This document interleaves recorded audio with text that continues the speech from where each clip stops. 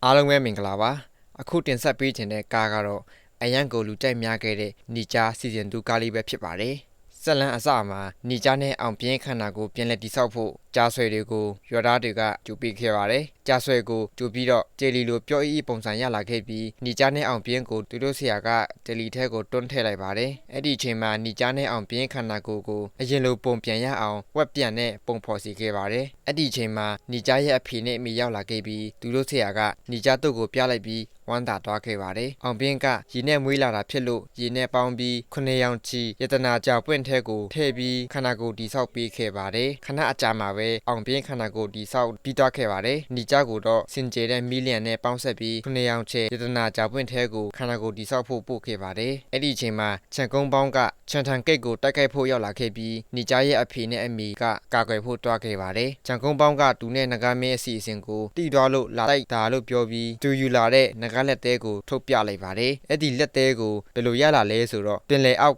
နဂါပရင်မကငရဲတွင်းဘလူးတွေကိုဆင့်ခေါ်ဖို့ပေးလိုက်တယ်လို့သူပြောခဲ့ပါတယ်။ရှန်ကုန်းပေါင်းကလည်းလက်သေးကိုလက်နဲ့အဖြစ်ပြောင်းလိုက်ပြီးချန်ထန်ကိတ်ပတ်လေကိုပြစ်သွားခဲ့ပါတယ်။အဲ့ဒီအချိန်မှာငရဲတွင်းဘလူးမိစ္ဆာတွေအကုန်လက်နဲ့အစုံနဲ့ထွက်လာခဲ့ပြီးချန်ထန်ကိတ်ကိုဝင်တိုက်ခိုက်ပါတော့တယ်။ဒီကြတို့နားမှာလည်းရေမိစ္ဆာတစ်ကောင်ထက်လွတ်လာခဲ့ပြီးအဆောင်နှစ်ကောင်ကမင်းအပြင်းငါအပြစ်ဆိုပြီးညှင်းခုန်ကြရင်နေကြဆရာကသူတို့ကိုကာကွယ်ပေးဖို့ပြောခဲ့ပါတယ်။အဲ့ဒီအချိန်မှာပင်လယ်အောက်တပ်တော်တွေအကုန်လုံးထွက်လာခဲ့ပြီးချန်ထန်ကိတ်ကိုတိုက်ခိုက်ခဲ့ပါတယ်။အဲ့ဒီချိန်မှာနီဂျာအဖေကအောင်ပြင်းမတီသေးဘူးပြောတော့ရှင်ကုန်းပေါင်းကမယုံခဲ့ပဲအကာအကွယ်တစ်ခုကိုတွေးတော့တွားကြည့်ခဲ့ပြီးအောင်ပြင်းတကယ်မတီသေးတာကိုတီးသွားခဲ့ပါတယ်။ရှင်ကုန်းပေါင်းကလည်းအောင်ပြင်းနဲ့နီဂျာကိုတွေးခဲ့ပြီးနီဂျာကိုတတ်ဖို့လုပ်ခဲ့ပေမဲ့အကာအကွယ်ကိုမကြော်နိုင်ခဲ့ပါဘူး။အဲ့ဒီတော့ရှင်ကုန်းပေါင်းကနဂါးတွေကိုစင့်ခေါ်ကနဂါးတုံးကောင်ရောက်လာခဲ့ပြီးနီဂျာတို့ကိုတိုက်ခိုက်ခဲ့ပါတယ်။နဂါးတုံးကောင်ပေါင်းပြီးတိုက်ခိုက်တော့အကာအကွယ်တွေပျက်စီးတော့ပါတယ်။အောင်ပြင်းကလည်းရွေးချယ်စရာမရှိတော့စွမ်းအားတွေအကုန်ထုတ်တုံခဲ့ပြီးနီဂျာတို့ကိုကာကွယ်ပေးခဲ့ပါတယ်။အဲ့ဒီအချိန်မှာနဂါမင်းက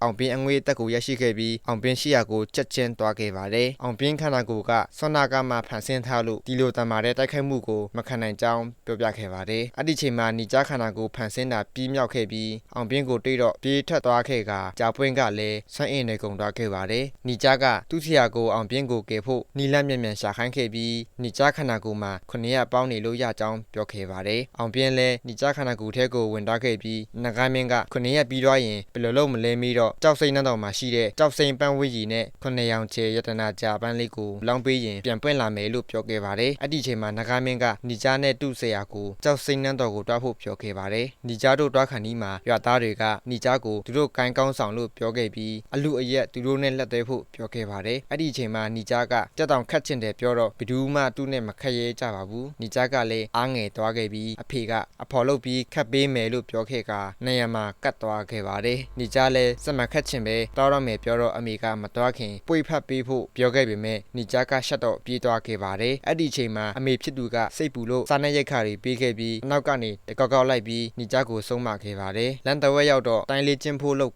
ခန္ဓာကိုယ်ထဲမှာအောင်ပြင်းပါရှိနေတော့နီဂျာတို့တိုင်ပတ်ခဲ့ပြီးရွှွန့်တွေထဲကိုပြုတ်ကျသွားခဲ့ပါတယ်။အဲ့ဒီချိန်မှာနီဂျာဆရာကအကြံတစ်ခုရပြီးမိဆေးကိုထုတ်ပေးခဲ့ပါတယ်။နီဂျာကလည်းမိဆေးကိုတောက်ခဲ့ပြီးအိပ်ပျော်သွားချိန်အောင်ပြင်းကခန္ဓာကိုယ်ကိုထိန်းချုပ်ခဲ့ကဆရာနဲ့လေ့ကျင့်ဖို့ပြောခဲ့ပါတယ်။နီဂျာဆရာကလည်းအောင်ပြင်းကိုအားအကုန်ထုတ်တုံးဖို့ပြောခဲ့ပြီးတိုင်းလေ့ကျင့်ခဲ့ကဆရာဖြစ်သူကနှာခေါင်းတွေးယူသွားခဲ့ပါတယ်။အဲ့ဒီနောက်မှာအောင်ပြင်းတို့ဝက်ပြန်ကိုစီးပြီးခရီးဆက်ခဲ့ပါတယ်။ကြောက်စိမ့်နှံတော်ကိုရောက်တော့မိစ္ဆာတွေကိုဖမ်းလာတဲ့ညက်သားတွေကိုတွေးခဲ့ပြီးနီဂျာတို့လည်းနန်းတော်ထဲကိုတွားခဲ့ပါတယ်။နန်းတော်ထဲရောက်တော့ကတုံးနဲ့နှက်ရှင်ကြီးကိုတွေးခဲ့ကကာရဝပြုတ်ခဲ့ပြီးနှက်ရှင်ကအောင်ပြင်းကိုချီကျူးနေချိန်မှာပဲနီဂျာနိုးလာခဲ့ပြီးရုပ်ပြက်ဆင်းပြက်နဲ့နန်းတော်ထဲမှာရှူရှူပန်းဖို့လုပ်ခဲ့ပါတယ်။အဲ့ဒီချိန်မှာနှက်ရှင်ကနီဂျာအိမ်တာခေါ်သွားစေခဲ့ပြီးနီဂျာကမသွားဘူးပြောတော့နီဂျာဆရာကလက်တီးနဲ့ခေါင်းကိုထုလိုက်ပါတယ်။အဲ့ဒီနောက်တော့နတ်သမီးတစ်ယောက်ကနီဂျာကိုအိမ်တာခေါ်ထားရင်းနီဂျာကနတ်သမီးရဲ့စကတ်ကိုနင်းမိသွားခဲ့ကနတ်သမီးကစိတ်ဆိုးသွားပြီးနီဂျာကိုတယောက်တည်းတွားစေခဲ့ပါတယ်။နီဂျာလည်းကြောက်စိမ့်တွေနဲ့လှုပ်ထားတဲ့ရေအိုးကိုတွေးခဲ့ပြီးအိမ်တာထင်ပြီးရှူရှူပန်းခဲ့ပါတယ်။ရှူရှူပန်းပြီးထွက်လာတော့နီဂျာတယောက်ကြောက်စိမ့်နှံတော်မှာလမ်းပြောက်နေခဲ့ကနတ်သမီးတစ်ယောက်ကလာခေါ်သွားခဲ့ပါတယ်။နီဂျာလည်းသူ့ဆရာနားရောက်သွားတော့နတ်ရှင်ကနတ်ရီကိုခတ်ပေးခဲ့ပြီးဆွမ်းနာက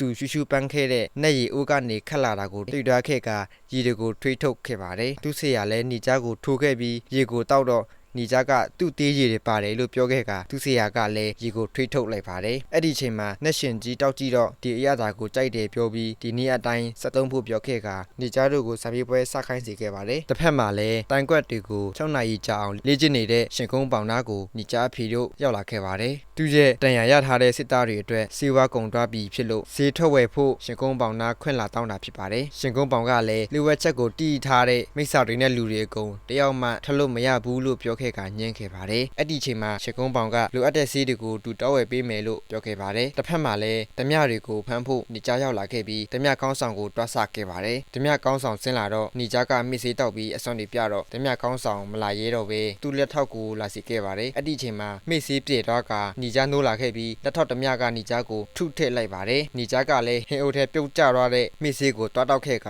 အောင်ပြင်းနိုးလာခဲ့ပြီးဓမြကောင်းဆောင်ကိုအတကုံတီးပေးလိုက်ပါတယ်အောင်ပြင်းကမိစေးပါတဲ့ဟင်းတွေကိုအကုန်ထွေးထုတ်လိုက်ပြီးနေကြပြန်နိုးလာခဲ့ကဓမြလက်ထောက်ကဝင်လာပြီးချပါတော့တယ်နေကြလဲမော့ဆွမ်းတွေထုတ်တုံးခွင့်မရှိလို့ဓမြလောက်တာကိုပဲခံနေရပါတော့တယ်နောက်ဆုံးတော့နေကြခံရတာများလွန်းလို့တတိမိတ်သွားခဲ့ပြီးအောင်ပြင်းနိုးလာခဲ့ကဓမြကောင်းဆောင်ကိုထိုးလိုက်ပါတယ်နေကြကိုတတိမိတ်အောင်လှုပ်သွားတဲ့ဓမြကိုလည်းစုံမပေးခဲ့ပြီးဓမြတွေအားလုံးကိုနှစ်သားတွေကဖမ်းဆီးခဲ့ပါတယ်ကြောက်စိမ့်နှန်းတော်မှာကျဲ6လုံးတန်းတိုင်းအစည်းအဝေးထိုင်ကြပါတယ်အခွင့်အရေးရှိတုံးလေးနေကြကိုသူ့အကိုတွေနဲ့ပေးတွေ့မယ်ပြောတော့နေကြကသူရုပ်ဆိုးတာကိုမတွေးသေးခြင်းလို့မြစ်စေးကိုတောက်ခဲ့ကအောင်ပြင်းကိုသူ့ကိုနဲ့ပေးတွေ့ခဲ့ပါတယ်အောင်ပြင်းကလည်းနေကြအကိုတွေနဲ့စကားပြောပြီးသူ့ကိုနှစ်ယောက်ကိုတတိယသွားလို့ငိုခဲ့ပါတယ်။ဆမေပွဲနောက်တစ်ဆင့်ကတော့တိုင်ကျစ်နေတဲ့ရှင်ကုန်းပေါင်းတို့အဖေကိုဖမ်းရမှာဖြစ်တဲ့အတွက်အောင်ပြင်းလဲအစွမ်းကုန်ချနေပါတယ်။အဖိုးကြီးကလက်စစ်လိုမြန်တဲ့အစွမ်းရှိတဲ့အတွက်အောင်ပြင်းအတွက်မလွယ်ခဲ့ပါဘူး။အောင်ပြင်းကကြီးတွေကိုအကုန်ခဲအောင်လုပ်ခဲ့ပြီးအဖိုးကြီးကမိုးရအောင်မော်တုံးခဲ့ကအောင်ပြင်းကိုလက်စစ်အစွမ်းတွေနဲ့တိုက်ခိုက်ခဲ့ပါတယ်။အဖိုးကြီးအောင်ပြင်းကိုတက်ခဏီးမှာအောင်ပြင်းကရေခဲအစွမ်းနဲ့အဖိုးကြီးလက်ကနေတုံးခဲ့ပြီးအဖိုးကြီးကလည်းတကူလုံးမခဲအောင်တူးလက်ကိုဖြတ်လိုက်ပါတယ်။အဲ့ဒီနောက်မှာဖိုးကြီးတို့အဖက်ကိုနန်းတော်တို့ဖမ်းလာခဲ့ပြီးရှင်ကုန်းပေါင်းကသူ့အဖေကိုနေကြတို့အဖွဲ့ဖမ်းတော့တာကိုသူ့ညီဖြစ်သူကလာပြောပြခဲ့ပါတယ်။အဲ့ဒီချိန်မှာရှင်ကုန်းပေါင်းအရန်တော်တာထွက်သွားခဲ့ပြီးနေကြတို့နားကိုချန်ထန်တိုက်ခိုက်ခံရတယ်လို့အဆောင်နှစ်ယောက်ကလာပြောခဲ့ပါတယ်။နေကြတို့လည်းစိုးရိမ်စိတ်နဲ့ပြေးသွားခဲ့ခါပျက်စီးနေတဲ့ချန်ထန်ကိတ်ကိုသာမြင်ခဲ့ပါတယ်။အဲ့ဒီချိန်မှာနေကြတယောက်သူ့အဖေနဲ့အမေကိုလိုက်ရှာနေခဲ့ခါသူ့အမေရဲ့ဥထုပ်ကိုတွေ့ခဲ့ပြီးဝမ်းနည်းစွာနဲ့ငိုနေခဲ့ပါတယ်။နောက်တော့နှက်ရှင်ရောက်လာခဲ့ပြီးနဂါးတွေရဲ့လက်ချက်လို့ပြောခဲ့ခါနေကြကနှက်ဆိုးမကိုတက်ဖို့တွားခဲ့ပါတယ်။အဲ့ဒီချိန်မှာနှက်ရှင်ကနှက်တွေအားလုံးကိုနဂါးတက်ဖို့ပြင်ဆင်စေခဲ့ပြီးနေကြကိုကေဖို့သူ့ဆရာနဲ့နှက်သားကောင်းဆောင်ကိုခြေလွတ်ခဲ့ပါတယ်။နေကြလည်းအယုခေါင်းတောင်ကိုရောက်တော့နှက်ဆိုးမကြီးနဲ့တိုက်ခိုက်ခဲ့ပါတယ်။နှက်ဆိုးမကပုံတရံပြောင်းပြီးနေကြကိုလိုက်တိုက်ခဲ့ပေမဲ့လည်းနေကြရဲ့မီလီယံကိုခုခံနိုင်ခဲ့ပဲထွက်ပြေးဖို့လို့တော့နေကြဆရာကထောင်ချောင်းနဲ့ဖမ်းခဲ့ပါတယ်။ကြောက်စိမ့်နှန်းတော်ကိုပြန်ရောက်တော့နှက်ရှင်ကနေကြကိုကာထာတွေယူပေးခဲ့ပြီးကြောက်စင်းဝိရရှိရာကိုခေါ်သွားခဲ့ကာနေကြကိုကြောက်စင်းဝိရယူပေးခဲ့ပါတယ်။နေကြဆရာကလည်းကြောက်စင်းဝိရကိုယူပြီးယတနာကြောက်ပွင့်ကိုလောင်းခဲ့ကာကြောက်ပွင့်ကပြန်လေပွင့်လာခဲ့ပါတယ်။နေကြကလည်းတာဝန်ကျေခဲ့ပြီးနဂါးတွေကိုတိုက်ခိုက်ဖို့တွားခဲ့ပါတယ်။အဲ့ဒီနောက်တော့ပင်လယ်ကြီးအလဲကနေကြီးမားတဲ့အပေါက်ပေါ်လာခဲ့ပြီးကောင်းကင်ပေါ်ကနေမော်အိုးကြီးကျလာခဲ့ပါတယ်။နဂါးမင်းကလည်းတူတီရမာကိုတီးတော့နှက်ရှင်ကိုဝင်တိုက်ခဲ့ပြီးဒီအောက်မှာရှိတဲ့မိစ္ဆာတွေလည်းအခွင့်အရေးရှိတုံးလေးနဂါးတွေကိုဝင်တိုက်ခိုက်ပါတော့တယ်။နဂါးမင်းကဝိညာဉ်သားကြီးအစွမ်းနဲ့နှက်သားကိုတက်ခဏီးမှာနေကြဝင်လာခဲ့ပြီးနဂါးမင်းနဲ့တိုက်ခိုက်ခဲ့ပါတယ်။ဒီအောက်မှာရှိတဲ့မိစ္ဆာတွေအားလုံးကိုနှက်ရှင်ကမော်အိုးကြီးနဲ့ပိတ်ဆို့ခဲ့ကာကောင်းကင်ပေါ်ကိုမြောက်တင်ခဲ့ပါတယ်။အဲ့ဒီအချိန်မှာနေကြကနဂါးမင်းကိုအိုးစီထဲပို့လိုက်ပြီးနှက်ဘိုးတော်ကမော်အိုးကိုပိတ်ခဲ့ပါတယ်။ဘိုးတော်ကအိုးထဲမှာရှိတဲ့မိစ္ဆာအားလုံးကိုတက်ဖို့ကာထာရွတ်နေစဉ်နေကြရဲ့အဖေနဲ့အမေရောက်လာခဲ့ပြီးနေကြလည်းအာရပါရငိုခဲ့ပါတယ်။အဲ့ဒီအချိန်မှာနေကြအဖေကဖြစ်စဉ်အားလုံးကိုပြောပြခဲ့ကာတကယ်လူဆိုးကဘိုးတော်ဖြစ်ကြောင်းပြောခဲ့ကာရှင်းပြခဲ့ပါတယ်။ဘိုးတော်ကချန်ထန်ကိုတိုက်ခိုက်ဖို့ရောက်လာခဲ့ပြီးရှင်ကုန်းပေါင်ကကာကွယ်ဖို့လုပ်ကာနဂါးတုံးကောင်ကတစ္ဆာဖောက်ခဲ့ပါတယ်။အဲ့ဒီနောက်မှာနဂါးတုံးကောင်ကချန်ထန်ဂိတ်တစ်ခုလုံးကိုဖျက်ဆီးခဲ့ပြီးရှင်ကုန်းပေါင်ကနေကြအဖေနဲ့အမေကိုကြောက်ရွံ့ဖြစ်ကျင်းစာနဲ့တိုက်ခိုင်းစေခဲ့ပြီးသူ့ကိုယ်သူစတေးခဲ့ပါတယ်။အဲ့ဒီလိုဖြစ်စဉ်အားလုံးကိုနေကြတိသွားတဲ့နောက်နဂါးနဲ့ပတ်သက်ပြီးတူမခဲ့တာကိုနောင်တရခဲ့ပါတယ်။အဲ့ဒီနောက်အောင်ပင်းနဲ့နေကြကနှက်သားကိုဝင်တိုက်ခိုက်တော့နှက်သားကနဂါးလက်သေးနဲ့ပြစ်ခဲ့ကာနဂါးတုံးကောင်ကိုဆင့်ခေါ်ခဲ့ပါတယ်။အဲ့ဒီချိန်မှာနဂါးတုံးကောင်ထွက်လာခဲ့ပြီးနေကြနဲ့အောင်ပင်းကိုတိုက်ခိုက်ပါတော့တယ်။နေကြတို့လည်းဒီတိုင်းတိုက်ရင်မလွယ်မှန်းသိလို့အကြံတစ်ခုရခဲ့ပြီးမီးနဲ့ရေကိုပေါင်းစီခဲ့ပြီးအဖြူရောင်အငွေ့တွေကိုဖန်ဆင်းခဲ့ပါတယ်။အဲ့ဒီနောက်တော့ကိုပြောင်းကာထာကိုအတုံပြုတ်ခဲ့ကာနဂါးနှကောင်ကိုရှင်းနိုင်ခဲ့ပါတယ်။ဘိုးတော်ကလည်းကာထာရွတ်တာပြီးသွားခဲ့ကာ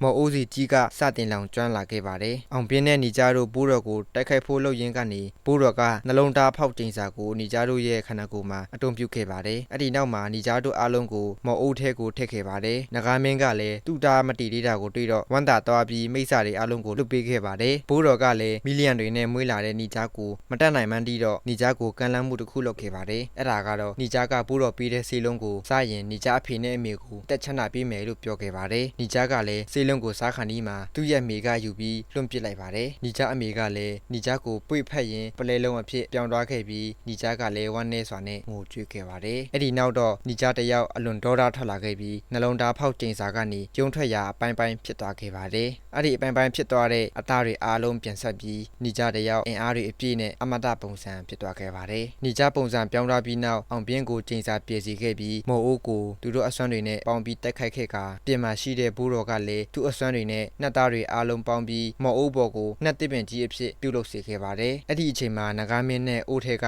မိစ္ဆာတွေအားလုံးပေါင်းကာမော်အိုးကနေလွတ်ဖို့ဝိုင်းပြီးတိုက်ခိုက်ခဲ့ကြပါတယ်နောက်ဆုံးတော့တေချင်းတရားနဲ့ရင်ဆိုင်နေရတဲ့အိုးထဲကလူနဲ့မိစ္ဆာတွေအားလုံးပေါင်းပြီးမော်အိုးကြီးကိုတိုက်ခွဲနိုင်ခဲ့ပါတယ်အဲ့ဒီအချိန်မှာဘိုးတော်ကဒေါသကြီးနဲ့မိစ္ဆာခန္ဓာကိုယ်အဖြစ်ပြောင်းသွားခဲ့ကာနဂါမင်းတို့အဖွဲ့နဲ့တိုက်ခိုက်ခဲ့ပါတယ်နှက်သားတွေနဲ့မိစ္ဆာတွေတိုက်ခိုက်နေချိန်နီဂျာနဲ့အောင်ပြင်းကဘိုးတော်ကိုဝင်တိုက်ခဲ့ကာဘိုးတော်ကနီဂျာတို့ကိုအမြစ်တွေနဲ့ချုပ်ခဲ့ပြီးတိုက်ခိုက်ခဲ့ပါတယ်အဲ့ဒီအချိန်မှာနှက်ပလဲနှလုံးဖြစ်တဲ့နီဂျာနဲ့အောင်ပြင်းတို့ပေါင်းလိုက်ကာဘိုးတော်ရဲ့ချုပ်ထားတဲ့အမြစ်တွေကိုဖြိုခွဲနိုင်ခဲ့ပါတယ်ဘိုးတော်ကလည်းအံ့ဩသွားခဲ့ပြီးနီဂျာနဲ့အောင်ပြင်းတို့ကအဆက်မပြတ်တိုက်ခိုက်ခဲ့ကာဘိုးတော်ကိုအနိုင်ယူခဲ့ပါတယ်ဘိုးတော်ကိုတတ်မယ်လို့တော့နဂါဘရင်မကလာကေရွာခဲ့ပြီးဘိုးတော်တို့လွတ်သွားခဲ့ပါတယ်နဂါမင်းနဲ့မိစ္ဆာတို့လည်းကြည်ထက်ကိုပြန်ဆင်းသွားခဲ့ပြီးအောင်ပြင်းပါဆင်းသွားခဲ့ပါတယ်အဲ့ဒီအချိန်မှာနဂါမင်းကနီဂျာနဲ့ပူပေါင်းချင်နေတဲ့တူတာကိုရွေးချယ်တဲ့လမ်းကိုရှောက်ခွင့်ပေးခဲ့ပါတယ်နီဂျာလည်းအောင်ပြင်းကိုစောင့်နေခဲ့ပြီးအောင်ပြင်းရောက်လာတော့အတူတူခရီးဆက်ဖို့ပြောခဲ့ရင်းနဲ့နီဂျာစီစဉ်သူကတော့ပြီးဆုံးသွားခဲ့ပါတယ်ကျွန်တော် channel လေးကို subscribe မလုပ်ရသေးရင်လည်းလုပ်ပြီးဖို့တောင်းဆိုချင်ပါတယ်